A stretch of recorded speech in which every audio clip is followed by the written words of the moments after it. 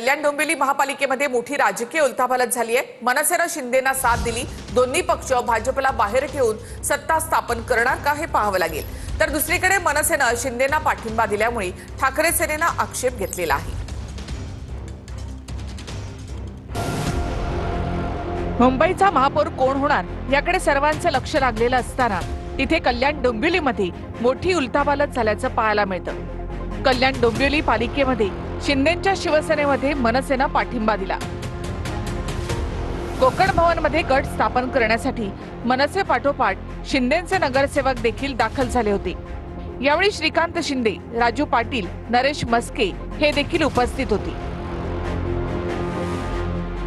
मनसेने जे आहे हे समर्थन जे आहे हे शिवसेनेला जे आहे या गटस्थापनेच्या निमित्ताने जे आहे हे दिलेलं आहे आणि युतीमध्येच सत्ता जी आहे ही कल्याण डोंबिवली महानगरपालिकेमध्ये आम्ही स्थापन करणार। माननीय राजसाहेबांनी आम्हाला जेव्हा आमचे आकडे समोर आले आणि आम्ही त्यांना गणित सांगितलं, त्यांनी आम्हाला सांगितलं स्थानिक पातळीवर जो तुझ्या नगरसेवकांचा विषय असेल त्याच्यावर निर्णय घ्या आणि त्या अनुषंगाने आम्ही घेतला। पक्ष म्हणून याचा काही संबंध नाही। जो निर्णय आहे तो स्थानिक नेतृत्वाला घ्यायचा अधिकार सन्मान्य राजसाहेबांनी घेतलेला।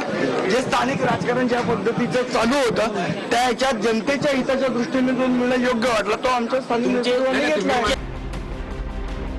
पालिका निवडणुकीच्या प्रचारामध्ये मनसेकडून शिंदेच्या शिवसेनेवर टीका केली होती आणि आता कल्याण डोंबिवलीमध्ये मनसेनं शिंदेच्या शिवसेनेला उघड पाठिंबा दिलाय।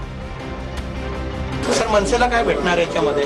भेटायचं काय ते सत्तेत असल्यावर कामं झाली बस झाली आम्हाला, बाकी भेटण्यासाठी वगैरे होण्यासाठीच आम्ही पाठिंबा। तर पक्षविरोधामध्ये जाऊन भूमिका घेतली असेल तर कारवाई करा अशी मागणी राऊतांनी राज ठाकरे यांच्याकडे केली आहे। काही मिळालं नाही तर मी सोडून जातो अशा मानसिकतेत काही लोक असतात असं त्यांचं म्हणणं आहे।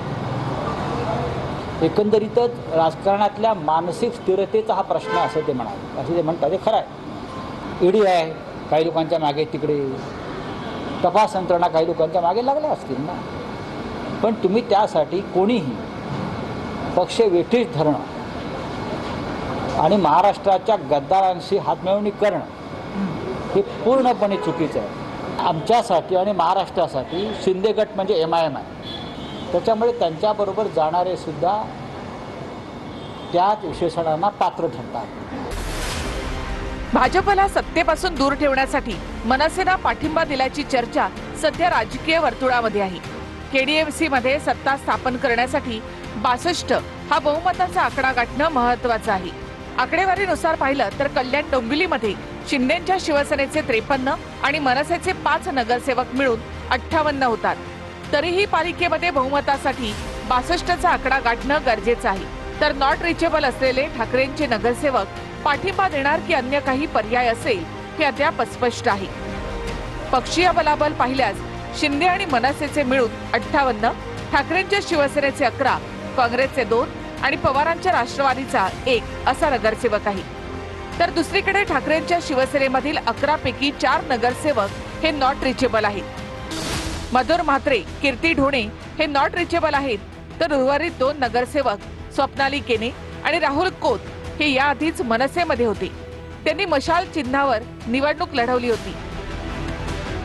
त्यामुळे 62चा आकडा गाठण्यासाठी हे नॉट रिचेबल असलेले नगरसेवक पाठिंबा देणार असल्याच्या चर्चा सध्या सुरू आहेत। तर राऊतांकडनं गट बनवण्यासाठी अनुपस्थित राहणाऱ्या सर्व नगरसेवकांवर कायदेशीर कारवाई करण्यात येईल असे संकेत देण्यात आले।